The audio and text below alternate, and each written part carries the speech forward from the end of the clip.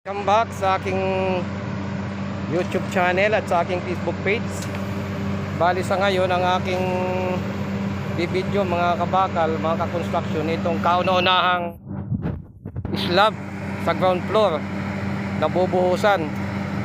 Bali ito ay one way lang ang latag ng bakal dito. Ayan, ito ang ginamit nga pala ditong bakal ay D12 12mm. Ayan yung one way lang, hanggang lang doon yan. Bali ang bubuhusan pala nito na area na to ay 90 square meter lang, 90 square meter lang kabuuan nitong bubuhusan na una. Kauna-unahang buhos sa slab ito. Ito ay dito sa Sunto, area 2. At meron naman siyang extra doon sa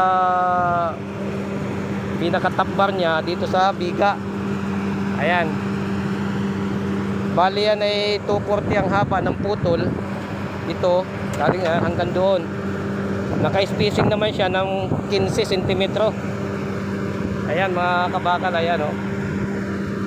Yan yung pinaka-top bar niya. Extra. At may construction point din siya dito sa blackout. Ayan yung blackout natin ito. Ayan, may naka-spacing siya na didosing bakal din na 1 meter ang haba niyan. 30 naman ang pagitan. Ayan, tagusan yan. Dahil pag ito ay tinanggal na, diyan magpapang-abot ulit yung konkretong kasunod na buhos. Punta tayo dito sa gitna mga kabakal. Itong gitna pala na biga natin, may naka-extra siya dito. Nang haba naman yan ay 450. Ito yon. Ito mga to. Ayan. Ang spacing naman niya ay 25. Yung spacing ng extra dyan sa gitnang biga. Sa perimeter na biga, doon sa bubuhusan, 240 lang. Magkaiba. Ayan. Kung napapansin nyo. Bali ang kapal ng buhos nito mga kabakal is 15 cm. Yung 40 at 240 cm din yon. At yung 450 cm din ang haba na yan. 4 cm ang sukat dito mga kabakal. Yan yung ano ng cutting list natin. Hindi tayo dito nagsusukat ng diameter. Centimeter. Ayan. Ito yung pinaka-kanto kasi ito eh.